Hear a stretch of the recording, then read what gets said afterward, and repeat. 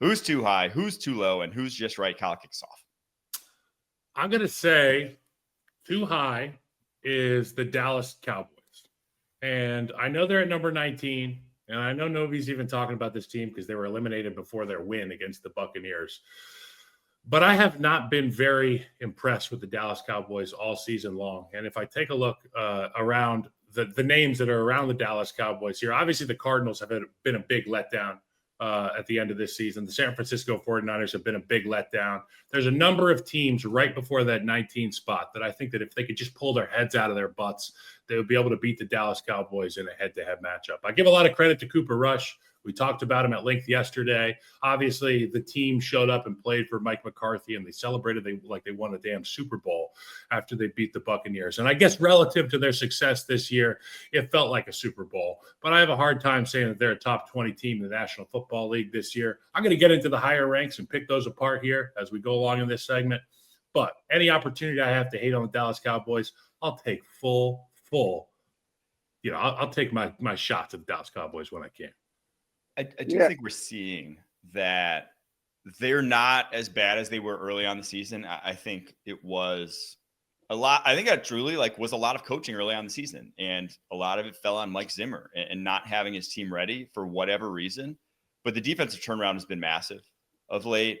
Relative to where they were at. Yes, also, that's the injuries. I mean, they didn't have Parsons, they didn't have Bland, they didn't. Everybody's injured, Pete. Everybody's injured. Yeah, but that matters. They're playing better, and Parsons is a game changer, and they're playing better. They're playing because they like that Dallas lifestyle. Nobody wants to have to sell that Frisco penthouse, that flat in downtown Dallas. Things are nice in Dallas when you're winning. Parsons was there the first 4 weeks of the season, though. I mean, he was still, and they were they got demolished by the Saints in that span. They gave up, demolished by the Ravens. That defense still was such a far cry from what it is now. They could be anywhere from 19 to 23, and 23 is the Niners. After that's the Bears and the Browns. They also beat the daylights out of the Panthers 2 weeks ago at their place. Yep. They got to be ahead of them. And the Panthers just beat the Cardinals, so the Panthers are better. But these teams have absolutely had diarrhea down their leg for the last month of the season. So the diarrhea, they're pushing the pile, and it's not. Is that what you're saying? We're in the pile, I think. I think the Cowboys are probably right where they should be. I've been very pleasantly surprised with how they've cobbled it together, and enough so that I think there's that staff staying intact. I don't see how you don't at this point. I agree. So I agree. Just good enough to screw it up again. We'll get to that debate topic actually a little later on. My team that's too high, it's the Indianapolis Colts. You have them at number 16. And I get that they just dropped 38 and the offense looked great. And Jonathan Taylor went for over 200. But this is a team that has one quality win all season long. And that was the Steelers without Justin Fields, or not without Justin Fields, with Justin Fields as the starting quarterback. So no Russ Wilson Steelers. They are 3-2 over their past 5 games. Their 2 wins before beating the Titans were a 1-point win over the Pats, 1-point win over the Jets. They don't have a single win this season that's not a 1-score win. All their games, all their wins have been decided by 8 points or fewer. They're minus 31 point differential. This is just like a well below average team masquerading as one that might very well make the playoffs because they're extremely well coached, but they're not a good team. Who are they ahead of there that you think should be ahead of them? I mean, Seahawks and Falcons specifically, who are at 17 and 18. Seahawks, they're both not only better by record at this point in time. They're just. Do you think the Falcons are better than the Colts? I think they're the same. It's splitting hairs. Well, Penix is. I'm taking. If they do it 2 weeks in a row, I'd argue that they are better because they can do things in their offense that the Colts can't do. Do you think they're winning at the Commanders this week? I don't. No. I think they're done. No. But here's the other thing. If Jonathan Taylor doesn't drop the ball at the goal line, they beat the Broncos, who are in the playoffs right now. Yep. Revisionist history. It makes that game 20-7. That game 27. Over. They still ended up with 31 points. The Broncos did in that game. How did that happen? I mean, you got to admit, if he doesn't drop the ball, they win the game. Distinctly different game, but it doesn't mean they for sure win that game. I don't think they're a good team. I'm not going to argue that, but I think those 2 teams you pointed out, they're not very good either. Yeah, I mean, we're splitting hairs at this point in time. It's just, I I don't want to hate on Colts too much because I think this is an exciting young core. And if Anthony Richardson takes the next step forward, like they have the pieces there to do good things. He just hasn't taken that next step forward. And because of that, they're not a super exciting team to come into the playoffs with. Like if it's between the Broncos, the Bengals, even the Dolphins, they are the last team someone wants to see go into. It's like Indiana in the college football playoff. Correct. Yes, very much. No offense. Good. But that's accurate. It's just like, you know what they are.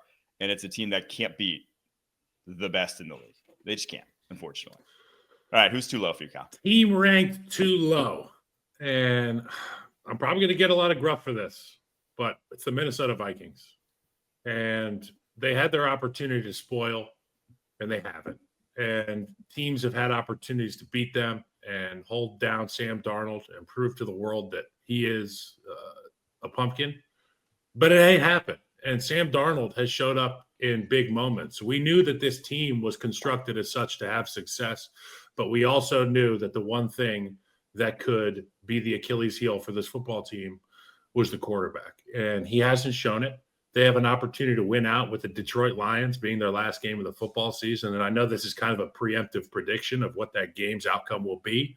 And if that's the case, so be it. I got the Vikings beating the Lions in the final week of the season and running the table and taking the number 1 seed in the NFC. So you think I'm not giving you any gruff for that one. They're better than you think they're better than the Lions right now? Yep. And it should be ahead of them? Yeah. Preemptively. I don't. I think the Packers beat the Vikings this week, and that ends that story. So, what? Look. I'm with you. They don't get the credit they deserve. They're a better team than the perception is. But I don't think they're better than the Chiefs, the Bills, or the Lions right now. I just don't. Now we'll see. It'll play out, but we'll see. I'm fine with where they're at. I think you could make an argument for them to be above the Lions. I don't have a great argument for them to be above both the Chiefs and That's the Bills. The only flop I have is Vikings-Lions. Just because the state of the Lions defense. And it ain't good. Kevin O'Connell's going to have a field day. Yeah. So that's the one. But then again, so is Jared Goff and Ben Johnson. So it's about who can put up more fireworks. But I'm not going to argue. The Vikings, man, what they've done this year, I think you just have to give Kevin O'Connell the coach of the year. I think at this point, absolutely, he's been unbelievable. The continued success in one-score games, it's not a fluke at some point, right? It's just they are well coached, they are well prepared, they have good game plans every single week. They show up. This is a team that, has as good a shot as any. I think they probably get the 1 seed. If I had to say right now who gets the 1 seed, I think it's probably them. So if they lose to the Packers. They are behind. They have a tough road of it to get the 1 seed because they need the Eagles to lose one more game then. Right. And the Eagles aren't losing one more game. Look at the Eagles' schedule. It's the Giants in the final week of the season. Well, is Jalen Hurts back or not? It's the Cowboys this week, then the Giants next week. They're not losing, and they're both at home. So, yeah. So you know what the recipe for success is in Philadelphia? Just hand the damn ball off. They put points up last week. They just quit playing with your food, man. The problem wasn't the offense with Pickett on the field. The problem was the defense. Yeah. That was the problem. There were holes in that defense, including our Florida Man of the Year award winner, Zach Bond, looking like lost in the sauce at the goal line with the touchdown, the final touchdown. Way too wide open, in my opinion. Yeah. That brings me to my team that's too low, and I do think it's still the Philadelphia Eagles.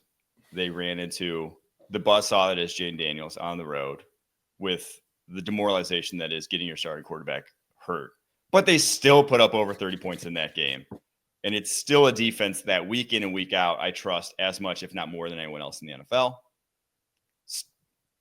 And if Smith doesn't drop that ball, we're not talking about how great Jane Daniels is right now. We're not talking about any of that. We're talking about how the Eagles are probably the second, if not the best team in the NFL right now. So I think Philadelphia Eagles 6 is just too low. Yeah, look, the defense concerned me because they allowed them to do things that normally you don't allow a team to do. A rookie quarterback goes down and drives it down and wins the game. I mean, come on, shouldn't have. He threw 5 touchdown passes on that defense. He ran for 29 yards on 4th and 11. I mean, there's just things there that maybe it's a one game thing. I get it because they are talented on that side of the ball.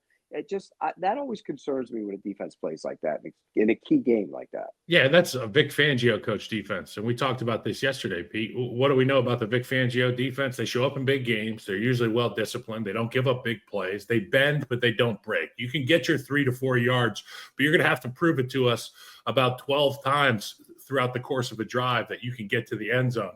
We saw explosive plays. We saw Jaden Daniels taking off, breaking the backs of the defense. That's concerning for the Eagles. But I do think with Jalen Hurts in that football game, the entire mood of it changes. And, you know, Jaden Daniels threw a pick at the end of the game and then was given another opportunity because of the lack thereof offensively for Philadelphia. So I think Jalen Hurts in the football game, different story, obviously.